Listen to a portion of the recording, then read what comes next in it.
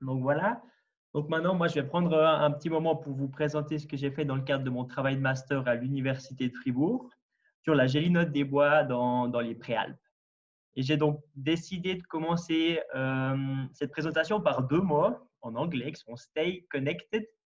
Et puis, j'ai décidé de faire ça parce qu'actuellement, j'ai l'impression que la plupart des études dans le cadre de la biologie de la conservation ou bien dans la gestion de la faune, on essaie de se focaliser sur la qualité de l'habitat d'une espèce pour expliquer sa présence. On regarde est-ce qu'il y a de la nourriture, on regarde est-ce qu'il y a des prédateurs, on regarde est-ce qu'il y a des endroits où ils peuvent nicher, etc., etc. Alors oui, je suis convaincu que voilà. Oui, je suis convaincu que pour de nombreuses espèces, la qualité de l'habitat, c'est très important. Mais aujourd'hui, je vais essayer de vous convaincre que pour certaines espèces, il y a des gens qui nous rejoignent, que pour certaines espèces qui sont sédentaires, comme par exemple la gélinote des bois, bah oui, la qualité de l'habitat, c'est très important, mais la connectivité, c'est-à-dire avoir un point de vue global de la situation, pouvoir voir comment les individus ils peuvent se déplacer d'un endroit à l'autre, bah ça peut être vraiment crucial pour expliquer la présence d'une espèce. Et puis, je terminerai par une petite discussion de mon travail. Mais en guise d'introduction, je vais vous proposer de faire un petit voyage dans le temps. Donc, vous voyez sur la partie de gauche, là, on a une représentation du continent européen il y a 3000 ans en arrière. Tout ce que vous voyez sur cette carte qui est vert, ça représente en fait la distribution des forêts il y a 3000 ans. Et puis maintenant, si on regarde comment cette distribution des forêts elle a évolué avec le temps, ben on voit qu'au fur et à mesure des siècles, voilà, la distribution des forêts elle a grandement diminué. Et puis on voit qu'actuellement, là on est en 1850, les plus grands massifs forestiers qui restent, ben, c'est les Alpes et puis ben, c'est le nord de l'Europe. Donc oui, depuis que l'homme il est arrivé sur ce continent européen, on peut dire que l'homme il a vraiment manipulé les forêts. Il a manipulé ça de deux manières différentes. Bah, premièrement, bah, le but d'une forêt, c'est de produire du bois, comme on voit sur cette photo. Donc des beaux troncs bien droits qui produisent beaucoup de bois. C'est très bien pour produire du bois. Mais si on pense à la biodiversité, bah, c'est pas le plus incroyable. Il n'y a pas de structure au sol, il y a des beaux piliers droits et puis bah, il y a une canopée en haut. Donc voilà.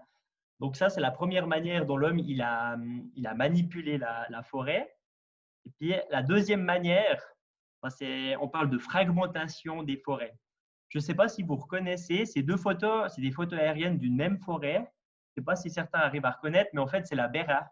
Là en haut, on a le sommet de la Béra. La première photo, la photo de gauche, elle a été prise par l'armée américaine juste après la Deuxième Guerre mondiale. Et puis la photo de droite, ben voilà, ça date de 2018. Donc, on parle de fragmentation de l'habitat à partir du moment où on parle d'un grand massif forestier ou d'un grand habitat qui est homogène. Et puis, si on veut bien, ben, on le saucissonne petit à petit. Et je trouve que cet exemple de la Béra, il est très parlant parce que voilà, maintenant, on voit, il y a des câbles qui ont été tirés, il y a des remontées mécaniques, il y a des routes. Voilà. Et ça, c'est quelque chose qui est très présent dans l'ensemble de nos forêts, en tout cas dans les préalpes. Donc, ben, voilà, enfin, manipuler la forêt pour qu'elle produise du bois et fragmenter la forêt, ben ça a des impacts sur la faune, sur de nombreuses espèces, dont la gélinote des bois, et c'est l'oiseau sur lequel je vais vous parler aujourd'hui. Juste pour replacer dans le contexte, donc la gélinote des bois, c'est un oiseau de la famille des tétraonidés. On a 4 espèces de tétraonidés en Suisse. Il y a donc, pour commencer, il y a peut-être le plus emblématique, c'est le grand tétra, qu'on appelle aussi le coq de bruyère ou simplement le grand coq, qu'on peut voir ici. On a le tétralyre, qu'on appelle aussi facilement le petit coq, et la gélinote des bois. Il y a une quatrième espèce qui n'est pas représentée sur cette slide, c'est le lagopède alpin. Et voilà, celui-là, il vit en dessus de la limite des arbres, alors il est moins impacté par ce dont je vais vous parler aujourd'hui. Donc, pour commencer, donc la gélinote des bois, c'est un oiseau qui est finalement très peu connu. Je ne sais pas combien ont déjà eu la chance de la voir, mais elle est très rare, elle est très peu connue. Donc, je vais juste commencer par vous présenter un petit peu l'oiseau de manière assez simple. Et pour ce faire, ce que je vous propose, c'est de faire un parcours à travers les saisons. En fait, on va faire 4 slides.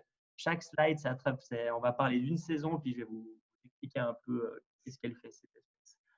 Donc, on va commencer au printemps. Le printemps, donc la gélinote, c'est le moment à laquelle elle est le plus territoriale. C'est à ce moment-là qu'il y a la reproduction, c'est à ce moment-là que la femelle, elle va nicher au sol, c'est à ce moment-là que les mâles, ils chantent le plus fort possible pour essayer d'attirer les femelles. C'est au moment où elle est plus territoriale. Et puis, on estime qu'un territoire de gélinote, il est entre 10 et 20 hectares, mais on a encore pas mal de questions à ce niveau-là, mais on est dans cet ordre d'idée. Donc, la gélinote, c'est un oiseau monogame, donc les couples, ils vivent ensemble. Contrairement aux grands tétras et aux tétralyres, qui ont ces systèmes de lait, qu'on peut voir de nombreux individus ensemble, les gélinotes, elles occupent des territoires en couple. Et puis, ce qui est très important avec cet oiseau, c'est que c'est vraiment un oiseau qui vit au sol, quoi. Il parade au sol, il fait sa nidification au sol, il se nourrit au sol. C'est vraiment un oiseau qui se trouve au sol. On arrive à l'été. Donc, l'été, ce qui est important, c'est l'élevage des jeunes. On pense que les jeunes, les œufs, ils éclosent au mois de juin, quelque chose comme ça. Donc, l'été, ce qui est assez critique, c'est à ce moment-là qu'en fait, les jeunes, ils suivent la femelle et puis ils vont commencer principalement à se nourrir, quoi. Donc, fort heureusement, à cette période de l'année, l'offre en nourriture, elle est très abondante.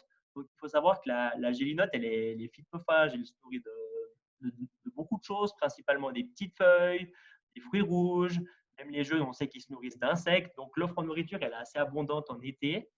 Et puis, c'est des oiseaux qui misent leur stratégie de survie sur le camouflage. Donc, c'est très important d'avoir beaucoup de structures au sol, que les jeunes ils peuvent se nourrir, cachés au milieu des ronces, au milieu des myrtilles, etc., etc.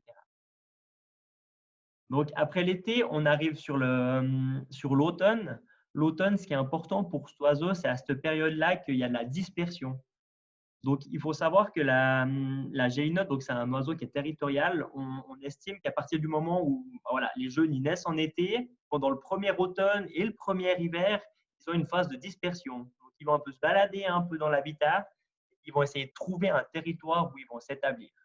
Une fois qu'une gélinote elle a trouvé un territoire qui lui convient, qu'elle a trouvé un partenaire, et normalement, ils sont sédentaires et ils ne bougent plus toute leur vie. Il y a juste ce premier automne et ce premier hiver où il y a cette phase de dispersion qui est importante. Et puis, vous verrez qu'en fait, ce n'est pas des grands disperseurs. Hein. Elle ne va pas commencer à aller faire des centaines de kilomètres. On verra qu'on est dans l'ordre d'idée plutôt 2, 3, 4 kilomètres de distance de dispersion. Et pour terminer, en hiver, c'est peut-être la saison qui est la plus critique pour la gélinote des bois parce que c'est à ce moment-là que les ressources elles sont les plus restreintes. Donc, les deux ressources principalement, c'est les ressources en nourriture. À cette période-là, la seule nourriture qui est disponible, c'est les bourgeons. Les bourgeons des noisetiers, les bourgeons des sorbiers ou des saules. Et puis, une deuxième ressource, c'est aussi la protection. Donc, en été, il y a toutes les ronces, il y a beaucoup de feuilles, elle peut se cacher un peu n'importe où, ce n'est pas trop un problème. Mais en hiver, avec la chute des feuilles, des feuillus, la forêt elle est beaucoup plus ouverte. Et puis finalement, les derniers endroits où la gélinote elle peut se mettre en sécurité, soit par rapport aux prédateurs, soit par rapport aux intempéries, c'est les gros sapins, les gros conifères où ils peuvent se cacher dedans. Donc voilà, quelques mots par rapport à l'écologie, si on veut bien, de la gélinote des bois. Maintenant, en Suisse, où est-ce qu'on la trouve, cette gélinote?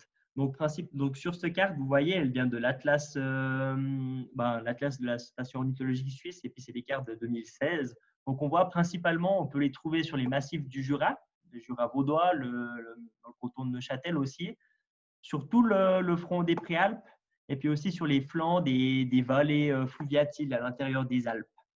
Et puis, ce qu'on peut voir sur cette carte, partout où c'est rouge, c'est qu'en fait, on estime que la population ou les territoires de gélinote, ils ont diminué depuis le dernier atlas qui est sorti en 1996.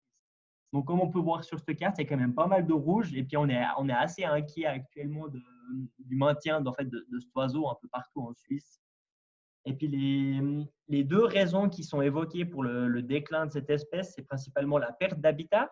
Donc, c'est une espèce forestière qui est vraiment très liée finalement aux interventions forestières. Et puis aussi la fragmentation de l'habitat. Donc, il y a quand même pas mal de papiers, pas mal d'études qui ont été faites sur la qualité de l'habitat pour cet oiseau, comment la perte d'habitat peut influencer le déclin de cette espèce. Donc, ça, c'est assez connu.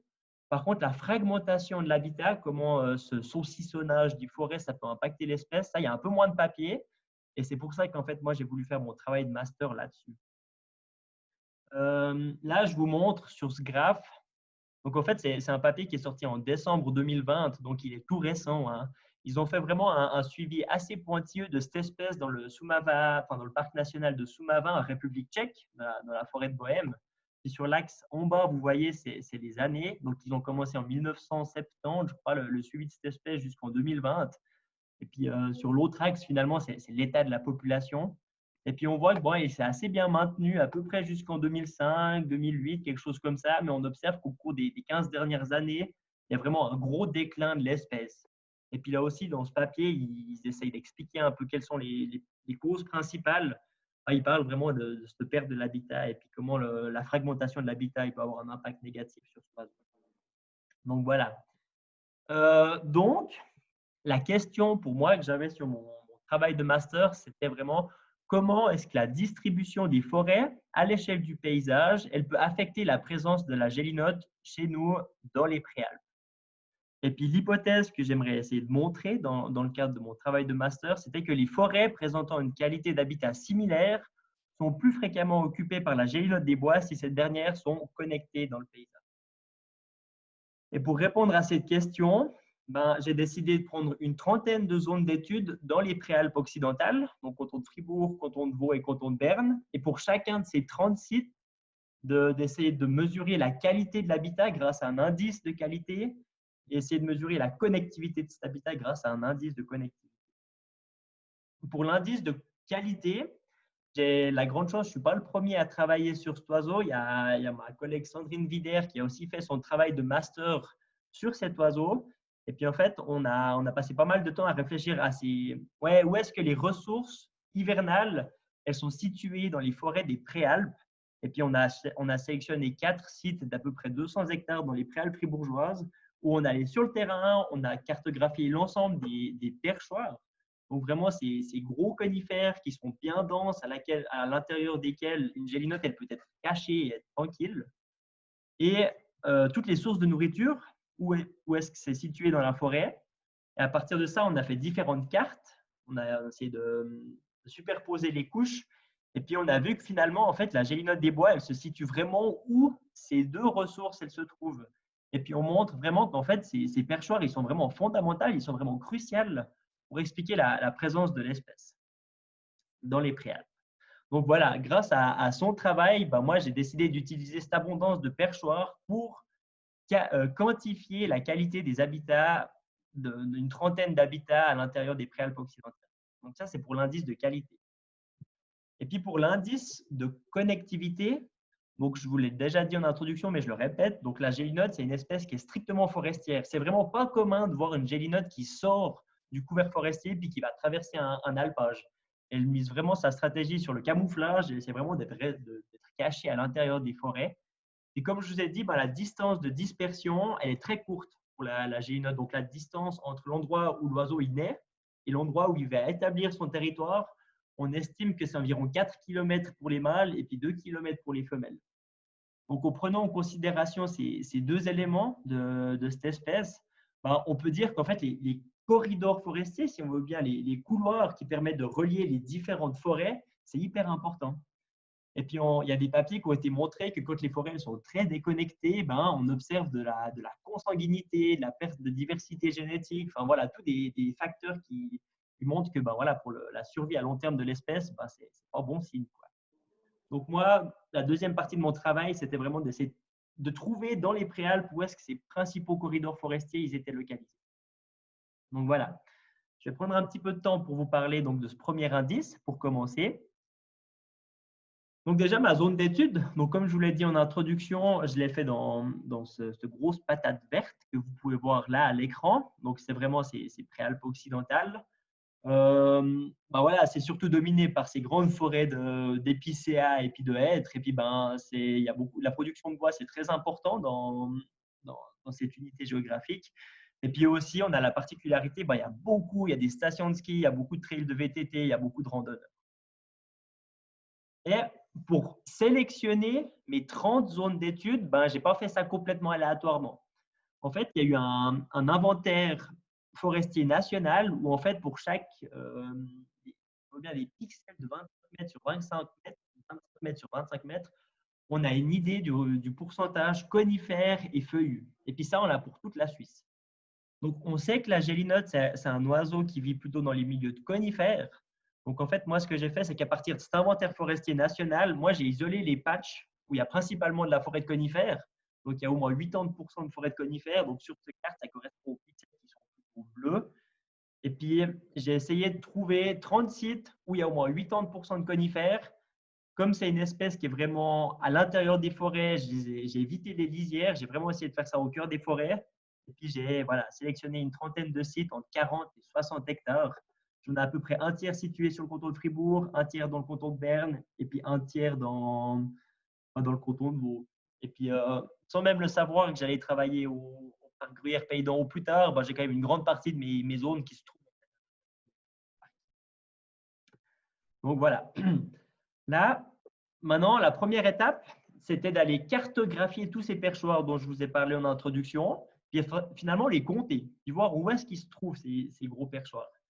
Donc nous, là, vous avez la carte d'une zone d'étude dans la région de Longrain, celui-là, sauf erreur. Et ça fait 50 hectares. Et puis, je pense que je vais utiliser à plusieurs reprises le terme de transect, qui est un terme scientifique un peu barbare. Mais en fait, ça signifie simplement un itinéraire qui fait, dans notre cas, 25 mètres de large. Et puis nous, pendant tout l'automne passé, donc c'était l'automne 2019, on est allé arpenter ces transects. Donc, tu commences ta journée, tu vas le matin au début du transect, tu marches. On a une tablette sur laquelle on est géolocalisé, donc on sait exactement où est-ce qu'on se trouve. Et à chaque fois qu'on croise un perchoir potentiel à gélinote, on le note sur la carte. Et puis, il faut savoir que c'est déjà un bon boulot parce que c'est déjà presque 200 km de transect qu'on a fait donc en automne 2019 pour cartographier l'habitat. Donc, la question, c'est c'est quoi un perchoir à gélinote? Finalement, à chaque fois qu'on croise un sapin dans la forêt, ce qui arrive quand même assez souvent, on doit se poser la question suivante. Est-ce qu'une gélinote, on peut imaginer qu'elle peut se cacher dans cet arbre, oui ou non? Sur la photo de gauche, c'est pas des perchoirs à gélinote. Mais sur la photo de droite, dès qu'on commence à avoir des branches et puis qu'on peut imaginer qu'une poule, elle peut être cachée là-dedans, on va se dire, tiens, ça, c'est potentiellement un perchoir à gélinote. Et quand on rencontre un de ces perchoirs, on va prendre quelques données à propos de ce perchoir pour essayer de le qualifier, un peu comprendre un peu quelles sont les caractéristiques. Donc, à chaque fois qu'on en croisait un, on prenait les 4 caractéristiques suivantes. Donc, le diamètre, non, le nombre de troncs. Des fois, notre perchoir, ça peut être un gros sapin, style sapin de Noël bien touffu, ou bien des fois, c'est un petit agrégat de sapin. Donc voilà, des fois, il y a un seul tronc, des fois, il y en a 4, 5. Donc voilà, on prenait quelques infos à ce propos. Ensuite, on essayait de regarder c'était quoi comme diamètre. C'était plutôt des petits sapins tout jeunes ou bien alors c'était des vieux. Quelque chose qui est important, on a vu qu'aussi la présence de nourriture, c'est important pour la gélinote en hiver. Donc en fait, dans un rayon de 10 mètres autour de ces perchoirs, on essayait de compter à peu près combien d'arbres nourriciers on pouvait voir. Et finalement aussi la hauteur de la première branche. Est-ce que les branches bien touffues, elles vont jusqu'au sol ou alors est-ce qu'il y a une certaine distance entre le sol et puis les premières branches? Donc ça, c'est les 4 caractéristiques qu'on a pris pour chacun des perchoirs qu'on a rencontrés. Sur la partie droite, donc là, c'est une zone à laquelle qu'on a fini de cartographier. Puis juste pour vous montrer, chaque petit sapin, ça représente un perchoir qu'on a identifié le long de nos transects. Et puis sur cette carte, en fait, j'ai juste voulu montrer que plus c'est foncé, plus le petit sapin il est foncé, plus l'offre en nourriture elle était abondante. Donc là, vous voyez, il y a 4-5 sapins où c'est très foncé, donc il y avait beaucoup de nourriture dans cet endroit-là. Tandis que là en bas, c'est blanc, ça veut dire qu'il y avait très peu de nourriture. Pour vous donner un peu une idée à quoi elles ressemblent les forêts de nos zones d'études. Au total, sur nos 30 sites d'études, on a compté à peu près 13 000 perchoirs. Voilà. Et puis juste pour vous montrer, alors là, c'est des outils statistiques un peu complexes, on ne va pas rentrer en matière, mais simplement pour vous dire que finalement, il y a 2 types de perchoirs qui ressortaient dans nos analyses. C'était toutes les zones où il y a eu des dégâts suite à l'ouragan Lothar, où il y a de la régénération. Alors là, on a plein de petits sapins bien touffus. Maintenant, ils ont 20 ans maintenant, donc ils commencent à être déjà un peu costauds. Puis on peut commencer à imaginer qu'une gélinote, elle peut se planquer là-bas dedans. Donc là, c'est une photo aérienne d'une zone où on voit ces 2 polygones rouges. En fait, c'est des zones qui ont été endommagées par le tard, où on trouve beaucoup de ces perchoirs. Et puis l'autre catégorie de perchoirs, alors là, c'est plus au milieu de la forêt. D'un coup, il y a un peu une ouverture et puis il y a un sapin qui a eu un peu plus de place pour se développer. Il est bien touffu, bien dense. Et puis, ils sont de manière assez aléatoire, un peu dispatchés dans nos zones d'études. Voilà. La première question qu'on avait, c'était c'est quoi la densité de perchoirs? Combien il y a de perchoirs? Est-ce qu'il y en a 1 hectare? Est-ce qu'il y en a 50? Est-ce qu'il y en a 30? Donc, en fait, sur la partie de gauche, ben, ça devient un peu compliqué, mais en fait, dans chaque zone d'étude, on a appliqué une grille sur chaque zone d'étude. Et puis, cette grille, donc c'est tous ces ronds.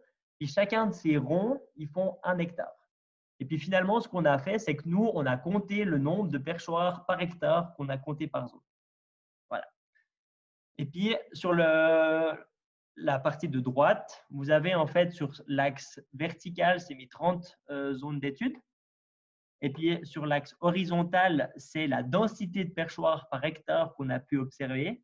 Puis, on voit déjà rien qu'en cartographiant l'habitat, ben, il y a des zones, par exemple, ces 3 là, on voit que la densité elle est assez élevée. On est entre 30 et 40 perchoirs par hectare. Tandis qu'il y a des zones où c'est beaucoup plus faible, où on est à moins de 10 perchoirs à l'hectare. Donc déjà là, on voit que c'est déjà très hétérogène en fait dans nos forêts des Préalpes, cette quantité de perchoirs qu'on peut observer. Maintenant, si on revient sur l'image de gauche, vous voyez, il y a des cercles qui sont blancs et il y a des cercles qui sont verts. En fait, les cercles qui sont verts, c'est des cercles où nous, on a pu trouver de la présence de gélinotes. Et puis les blancs, c'est où on n'a pas trouvé de présence de gélinotes. Et ben maintenant, vous allez me dire, mais alors comment vous avez fait pour aller voir cette gélinote? Donc, c'est un oiseau qui est très discret, qui a un chant. Déjà, en hiver, elle ne chante pas, quasiment pas. Et puis, le chant, en fait, il est très faible. Pour ceux qui connaissent un peu, ça ressemble presque au chant d'un petit roitelet. Donc, on peut passer à côté, l'entendre chanter, puis on n'imagine même pas qu'il y a une poule dans l'arbre à côté de nous qui est en train de chanter. Donc, nous, ce qu'on a comme astuce, en fait, pour la trouver, c'est qu'on a la chance que cet oiseau, en fait, il produit une crotte à peu près toutes les 15 à 20 minutes. Donc, nous, notre petite astuce, c'est qu'on allait en hiver, dès qu'il y a eu des chutes de neige, on essayait de trouver un créneau horaire où pendant 3 jours, il n'y a pas de précipitation. L'oiseau, la gélinote, peut se balader un peu au sol, aller manger, produire des crottes un peu à droite, à gauche. Après ce laps de temps, nous, on débarque sur le terrain. Et finalement, c'est assez simple, dès qu'on commence à avoir un peu l'œil, à trouver des crottes de gélinote. Et puis aussi, voilà, sur l'image du milieu, on voit bien des traces de pas qui sont assez fraîches, qu'on arrive assez facilement à trouver sur le sol. Et puis voilà, nous, donc à chaque fois qu'on trouvait des crottes sur le terrain, on avait des petits tubes en plastique, on les récolte.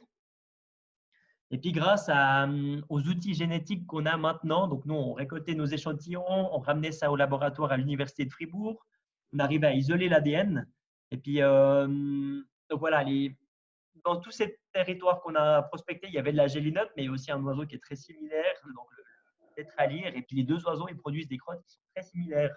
À l'œil nu, sur le terrain, de se dire, ah tiens, ça c'est de la gélinote, ça c'est du tétralyre, c'est très compliqué. Et puis en fait, en plus, on se rend compte qu'en hiver, le tétralyre, il est aussi pas mal au milieu des forêts. Et puis il y a des zones où les deux espèces, elles s'overlappent complètement en fait. Mais grâce à la génétique, on est en mesure de dire, ah bah tiens, ça c'est de la gélinote. Et puis, on peut même faire des analyses un peu plus approfondies sur tous les échantillons de gélinotes qu'on a récoltés.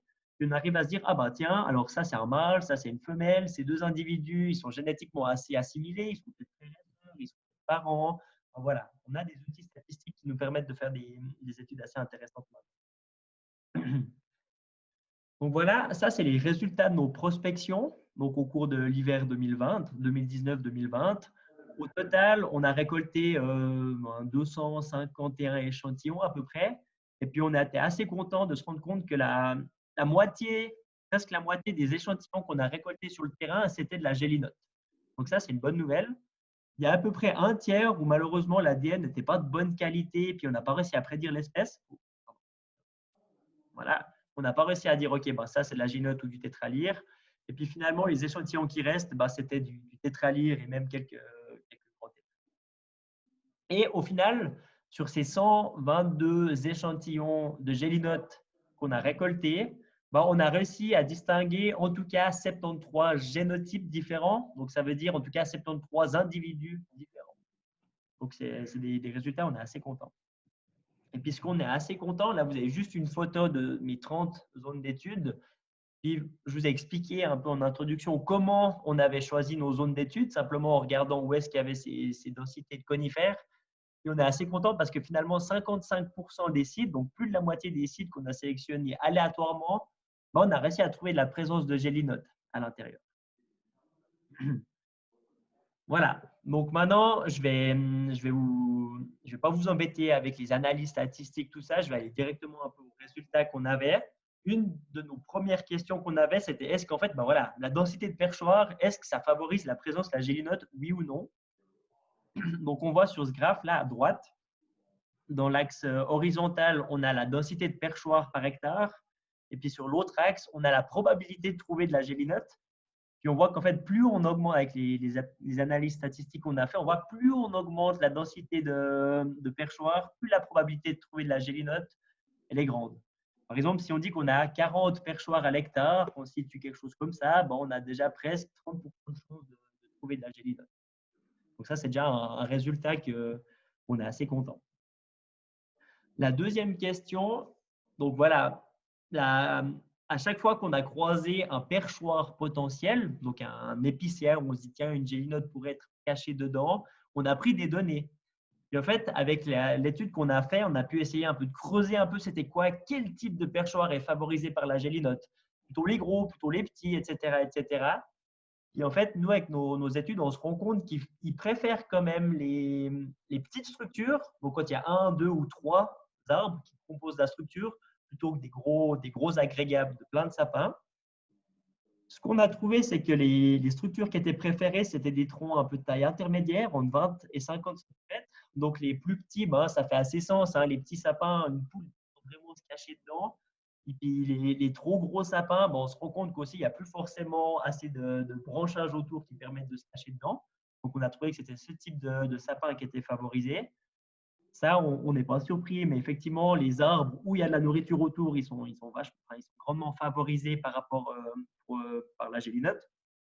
Et puis finalement, on a aussi vu que voilà, dès qu'on a des bas branchus, c'est-à-dire que les premières branches, elles vont bas, presque jusqu'au sol, ben, on se rend compte que c'est ce type de sapins qui sont favorisés. Donc voilà, ça, je m'adresse tout particulièrement aux personnes qui travaillent dans le milieu forestier maintenant.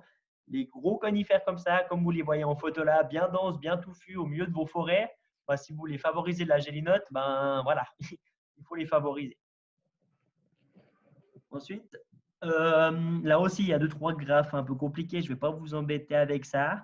Mais nous, on s'est posé la question, ben voilà, on sait que la densité, elle est importante, mais c'est à partir de quelle limite? Il faut combien de sapins, enfin de ces perchoirs à l'hectare pour favoriser la gélinote? Et puis nous, en fait, on a trouvé qu'il faudrait en tout cas 30 perchoirs par hectare pour favoriser cette espèce.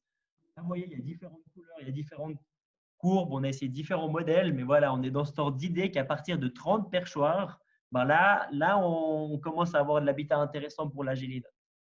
Donc, nous, voilà, moi, c'est cet outil-là, c'est cette densité de perchoirs que j'ai utilisé pour produire mon index de qualité que je vous ai parlé dès le début, en fait. Là, vous avez 3 cartes de 3 sites différents. Et puis, en fait, si c'est rouge, ça veut dire que la densité de perchoirs, elle est inférieure à 30 perchoirs à l'hectare. Et si c'est vert ou jaune, ça veut dire que cette densité, elle est plus élevée. Et puis là, vous arrivez à voir, il y a des petits rectangles avec des petits numéros à côté. Tout ça, c'est des indices de présence de gélinote qu'on a trouvés sur le terrain. Et en fait, moi, ce que j'ai regardé, c'est pour chaque zone que j'ai étudiée, combien d'hectares, dans chaque zone, il y a combien d'hectares où cette densité elle est supérieure à 30 perchoirs à l'hectare. Donc là, si on prend ce premier exemple, le site numéro 24, ben on voit qu'il y a juste quelques petites patates au milieu qui sont un peu jaunes ou vertes. Il y a à peu près 0,4 hectares qui sont supérieurs à cette densité. Donc ça, on va parler, c'est plutôt un habitat de mauvaise qualité. Donc là, en fait, l'index, il est à 0,4. Tandis que si on va dans l'autre extrême, là, on a mesuré que sur cette zone d'étude qui, je vous rappelle, fait à peu près 50 hectares, on a en tout cas 28 hectares où la densité est supérieure à 30 perchoirs à l'hectare. Donc, je vais utiliser cette valeur-là comme indice de qualité. Et puis voilà, encore sur ce graphe-là, donc le graphe de gauche, en fait, c'est tous mes sites positifs. Donc là, ce qui est écrit, c'est toujours le nom du site, en fait. Sur l'axe en bas, vertical, on voit c'est quoi cet indice de qualité. Donc finalement, c'est quelle surface favorable on a pour la gélinote. Et puis, pour l'axe vertical, on a le nombre de gélinotes qui ont été détectées dans le territoire. Vous voyez, ça varie entre 1 et 8. Et puis, on voit plus on augmente cette surface favorable à la gélinote, plus le nombre d'individus qu'on détecte à l'intérieur du site, il augmente. Donc, on a cette corrélation qui est assez intéressante, enfin, qui est même très intéressante.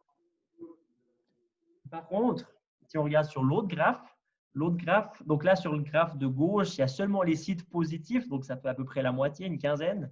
Et sur ce graphe-là, il y a tous les sites, il y a les sites positifs et les sites négatifs.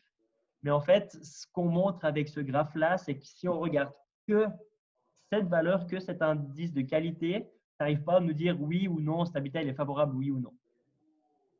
Voilà. Donc, juste pour résumer cette première partie qui est la plus longue, on va aller un peu plus vite maintenant. Les perchoirs favoris pour la gélinote, il faut un diamètre entre 20 et 50 cm de diamètre, des bas branchus, donc des branches qui vont jusqu'en bas, et puis localisés à proximité de ressources, donc en nourriture, donc des bourgeons, quoi, des sorbiers, des noisetiers, et puis des saules principalement. On a vu qu'il faut au moins 30 perchoirs à l'hectare pour favoriser la gélinote. Et puis, on a vu que notre indice de qualité, finalement, si on se base que là-dessus, ce n'est pas suffisant quand même pour expliquer la présence de la gélinote. Ça donne un bon indice, mais ce n'est pas suffisant statistiquement pour prouver la présence de la gélinote dans les préalpes. C'est pour ça que maintenant, on arrive à la deuxième partie, la connectivité. Et pour ce faire, alors là, je vais aussi vraiment, c'est des concepts qui sont assez compliqués. Je vais vraiment vous épargner toute la partie théorique. Mais il faut juste comprendre que nous, on s'est inspiré de la théorie des circuits électriques. On a un réseau électrique, il y a de l'électricité, donc des électrons qui se déplacent à l'intérieur d'un circuit. Et puis, il y a des résistances, il y a des courants, etc., etc. Mais en fait, dans cette partie-là, on va imaginer que des animaux en mouvement, ils sont similaires à des électrons qui se baladent dans un circuit électrique. Et puis, nous, on peut appliquer différentes résistances. Enfin, voilà, traverser une route, c'est très compliqué, on lui met une résistance très élevée. Traverser un pâturage, ça a telle résistance. Donc, voilà, on va aller beaucoup plus loin, juste que vous ayez une idée un peu comment on a travaillé. Donc, on a toujours travaillé dans nos préalpes occidentales, là. Et puis, ce qui est intéressant en termes de massif forestier, c'est qu'en fait, on peut parler que c'est un système fermé. Si on regarde surtout le versant sud des préalpes occidentales, on a des grands massifs montagneux qui culminent à plus de 3000 mètres, où la forêt elle est coupée, elle n'est pas connectée au reste des Alpes. Si on va au nord-ouest, alors là, on arrive sur le plateau suisse. Oui, de temps en temps, il y a des petites forêts, mais on n'a plus des grandes forêts. On n'aurait pas un corridor forestier qui relie les préalpes au Jura. Et les seules connexions qu'on a avec le reste des préalpes, c'est dans la région un peu de Interlaken, par là-bas, où là, les forêts, elles continuent et puis elles relient le reste des préalpes.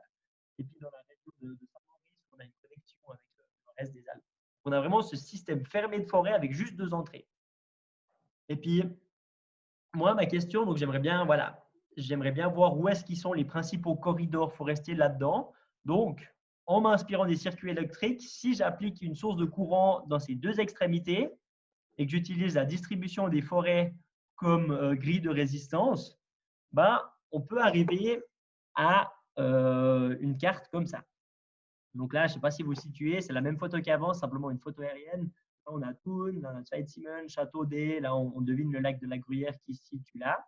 En bleu, j'ai fait apparaître les principales rivières de la zone d'étude pour se repérer un peu. Puis on voit principalement, il y a 2 grands corridors qui arpentent en fait cette zone d'étude. Il y a celui qui fait finalement le front des Préalpes, hein. Donc là, dans la région de Schwarzsee, la Béra, on traverse l'Intiamont, on arrive sur la vallée de la Trême et puis un peu tous les hauts de Montreux et puis du Chablais vaudois. C'est le premier grand corridor. Puis le deuxième grand corridor, alors lui, plutôt, il va suivre les vallées fluviatiles qu'on a à l'intérieur. Donc toute la vallée de la Cime, le Simmental. Et puis après, il y a une connexion avec la vallée de la Sarine. On arrive sur les Diablerets et puis on rejoint un peu la région du Chablais vaudois par là. C'est principalement ces 2 grands corridors qui se trouvent. Et puis on voit que par endroits, il y a des connexions entre entre ces 2 corridors. Et puis, donc voilà, donc ça c'est une chose. Et puis la deuxième chose, donc moi je vous ai dit pour mes 30 zones d'études, j'aimerais bien essayer de comprendre comment ils sont connectés dans le paysage. Et pour ce faire, donc tous les numéros que vous voyez apparaître là-dessus, c'est mes 30 zones d'études. Et puis tous les points rouges, c'est une grille artificielle où moi j'ai appliqué des courants dans chacun de ces points. Et puis j'ai calculé en fait les courants entre chacun de ces points et chacun de mes zones d'études. Et puis ça m'a permis d'avoir un peu un indice de moyen de connectivité de chacun de mes sites à l'intérieur du paysage. Alors, je ne vais pas donner beaucoup plus de détails. Et puis, en fait, cet indice de connectivité, on le retrouve sur ce graphe, là, qui se trouve à gauche. Donc, sur l'axe horizontal, on a cette connectivité qui est aussi entre 0,4 et 0,7. Et sur l'axe vertical, on a les 30 zones d'études. Et on voit, il y a des sites, par exemple les ARS, c'est un nom qui vous parle bien, je pense, dans le parc. On voit que c'est une zone qui est assez connectée. Là, le niveau de connectivité, il est haut. On dit que si on prend un autre site, le Giblou, ce n'est pas étonnant de se rendre compte que voilà, le Giblou, les forêts du Giblou ne sont pas bien connectées par rapport au reste des préalpes. L'indice, il est très bas. Maintenant, avec cette info-là, si j'essaye simplement de prédire la présence de la gélinote juste en me basant sur ces valeurs, on n'arrive pas à quelque chose de significatif. On n'arrive pas à se dire, ah tiens, cet endroit est connecté, donc il y a de la gélinote. Tout seul, ça ne suffit pas. Mais par contre, donc je vous ai montré en première partie que tout seul, la présence de la gélinote, on n'arrive pas à l'expliquer simplement par rapport à la qualité de l'habitat, donc les perchoirs, la densité de perchoirs. Tout seul, la gélinote, on n'arrive pas à l'expliquer par la connectivité d'un site. Mais si on refait les analyses un peu plus poussées, puis qu'on prend ces deux indices ensemble, on arrive à quelque chose qui est significativement valable. Si on prend ces deux indices. Et puis, pour essayer de représenter ça, après, c'est le dernier graphe compliqué que je vous montre. Après, j'ai fini avec ça. Pour vous représenter ça, en fait, sur l'axe horizontal, j'ai ploté la connectivité de tous mes sites, mes 30 sites. Sur l'axe vertical, j'ai ploté la qualité de mes sites. Et puis, tous les points que vous voyez là, c'est mes 30 zones d'études. Il y a toujours le nom qui est noté à côté. Et puis, si c'est vert, c'est que on a trouvé de la gélinote dans cette zone. Et si c'est rouge, c'est qu'on n'a pas trouvé de gélinote. Donc, tous ceux qui se trouvent dans ce cadran du graphe, tous ceux-là, ils sont rouges. Donc, ça veut dire qu'ils sont caractérisés par une mauvaise connectivité, une mauvaise qualité, et en plus, on ne trouve pas de gélinote. Si on prend l'opposé du cadran dans celui-là, alors là, on a une bonne connectivité, on a une bonne qualité. On voit à l'exception de cette zone, ils étaient tous positifs. On a tout le temps réussi à trouver de la gélinote. Et dans les deux autres cadrans, c'est un peu intermédiaire. Là, on a une bonne connectivité, une mauvaise qualité et vice-versa pour ce cadran. Et puis, on voit, c'est un peu intermédiaire. Il y a du rouge et du vert. Donc, voilà. Et puis maintenant, comme on a récolté de l'ADN qui vient de toutes les gélinotes qu'on a pu trouver dans le territoire, on a pu creuser un peu le niveau de comment elles étaient connectées entre elles génétiquement, si je peux dire ça. Et puis, en fait, là, c'est ce que j'ai essayé de vous montrer juste ici. Donc, toutes les grosses patates rouges, là, c'est mes zones d'études. Et puis, les barres que j'ai tirées entre les zones représentent le niveau de génétique, en fait. Comment on dit? Apparentement, voilà. Le mot que je cherchais, d'apparentement génétique qu'on a entre les individus. Les grosses barres foncées là que vous voyez, en fait, les gélinotes, elles sont cousines. Elles sont apparentées à 25%, donc on peut dire qu'elles sont cousines. On dit que les barres les plus fines, c'est un peu moins le cas. Et puis là, vous voyez, c'est tout ce système un peu jaune, c'est les corridors que j'ai mis en évidence. Puis on voit qu'en fait, le niveau d'apparentement génétique est très, très lié à ces corridors. Là, ces deux zones, même si finalement en distance cartésienne, elles sont assez proches, on voit que l'oiseau il doit faire tous ces tours-là. Le niveau d'apparentement génétique il est faible. Donc, c'est simplement pour souligner l'importance de ces corridors. Avec ce qu'on a trouvé en génétique, ça souligne ça. En fait. Donc, voilà. Pour résumer, donc, ce qu'on a pu trouver dans ce travail, c'est qu'il y a deux principaux corridors qui se trouvent dans les préalpes. Et ceux-là, ils sont vraiment importants pour la connectivité des zones d'études dans les préalpes. Et puis, le deuxième élément qui est important, c'est que si on prend cet indice de connectivité et de qualité, qu'on les met ensemble, on arrive à prédire la présence de la gélinote dans les préalpes. Donc, voilà, j'en ai terminé avec les parties un peu plus techniques. Je vais juste pour conclure, donc je vous ressors mon hypothèse de base, c'était les forêts présentant une qualité d'habitat similaire sont plus fréquemment occupées par la gélinote des bois si ces dernières sont connectées dans le paysage. Donc, c'est ce que je vous ai montré juste avant. Donc, pour ma question de base, qui était comment la distribution des forêts à l'échelle du paysage, est-ce qu'elle affecte la présence de la gélinote des bois dans les préalpes? En fait, on peut dire que toutes les forêts qui sont situées à proximité des corridors, elles sont plus connectées dans le paysage, d'où l'importance de ces corridors, et on peut montrer que ça favorise la présence de la gélinote des bois. Juste limitation, juste un aspect. Donc moi, pour mon étude, je suis parti du principe qu'à partir du moment où je trouvais un indice de présence dans une zone, la zone, elle est positive. Mais en fait, là, si je vous montre ces deux exemples-là, par exemple, il y a juste un petit drapeau rouge dans chaque zone. Donc, c'est simplement que j'ai trouvé une crotte. On a trouvé une seule crotte pendant le terrain. moi, dans mon étude, j'ai estimé qu'il y avait un territoire de gélinotes, mais est-ce que c'est vraiment le cas? On peut imaginer que c'était simplement une gélinote qui dispersait, qui passait par là et qui a fait une crotte et qui continuait plus loin. Et on ne peut pas vraiment parler de territoire. Donc ça, c'est une limitation de cette étude. Et puis maintenant, les questions qui restent ouvertes. Donc voilà, donc là, on retrouve ces cartes que je vous ai montrées avant. Donc où c'est vert, c'est où la densité de perchoir est la plus que 30 heures. Ça semble être favorable pour la gélinote. Tous les petits drapeaux que vous voyez là, c'est où on a trouvé des crottes. Voilà, la question qu'on a maintenant, c'est est-ce qu'en fait, ces gélinotes, elles utilisent vraiment ça? Parce que nous, on trouve juste des crottes, mais où est-ce qu'elles se trouvent toute l'année? Elles sont là en hiver, mais est-ce qu'elles sont aussi là-dedans en été? Enfin voilà, ça, c'est quelque chose qu'on ne sait pas trop. On aimerait bien essayer de creuser un peu plus. Il y a aussi ces perchoirs. On a vu qu'ils semblent être importants pour prédire la présence de la gélinote, mais ça serait intéressant d'essayer de savoir est-ce qu'ils sont vraiment utilisés? Est-ce qu'ils passent la nuit? Est-ce que c'est en toute saison? Enfin, vraiment, quels sont les arbres qui sont les plus importants? Est-ce qu'il y a un seul arbre qui sert de maison principale où les gélinotes, elles restent vraiment dans ces arbres ou est-ce qu'il y a un système d'arbres intermédiaires? On ne sait pas trop. Et ben là, ce qui serait vraiment génial pour pouvoir étudier en fait ces deux aspects, ça serait essayer d'aller attraper des oiseaux, leur mettre soit des GPS, soit des émetteurs VHF sur le dos, puis essayer de suivre un peu leur déplacement. Ça serait chouette à faire. Et puis une autre question qu'on a, ben voilà, on voit sur la carte de l'Atlas ornithologique que je vous ai montré au début, on voit qu'il y a beaucoup des patates plutôt rouges dans les préalpes chez nous. Donc voilà, comment est-ce qu'elles se maintiennent, comment elles vont les gélinotes chez nous? On ne sait pas trop, quelle est la tendance des populations chez nous. Donc, juste savoir, maintenant, depuis l'hiver passé, on a mis en place un suivi où chaque hiver, on va aller prospecter une quinzaine de sites où soit il y a eu de la présence de la géinote avant, où on essaie de confirmer est-ce qu'elle est toujours présente, ou on essaie de trouver des nouveaux territoires. Donc, essayer d'avoir un suivi un peu intéressant à long terme de cette espèce. Ça, c'est quelque chose qu'on est en train de mettre. Et voilà, donc en conclusion, s'il faut retenir un seul message dans cette présentation, c'est stay connected. Oui, la qualité de l'habitat, c'est important. Il faut continuer à préserver ces belles forêts à gélinotes, mais c'est vraiment aussi crucial, surtout pour des espèces sédentaires comme la gélinote, de garder une point de vue global de la situation et puis de prendre en compte ces corridors de faune. Et je profite de l'occasion de remercier toutes les personnes qui ont participé à ce travail, donc particulièrement Gwen, qui est présent là, qui nous écoute là, qui était mon superviseur de thèse. Et aussi, je vais remercier toute la faune qui malheureusement, elle a été dérangée en hiver pendant nos prospections. Un petit mot pour remercier tous les assistants de terrain qui sont venus me filer un coup de main l'hiver passé. Comme il y avait le corona, on a eu la chance de passer pas mal de temps dans les forêts tranquilles à faire des prospections. C'était sympa. Et je vous remercie tous pour votre attention.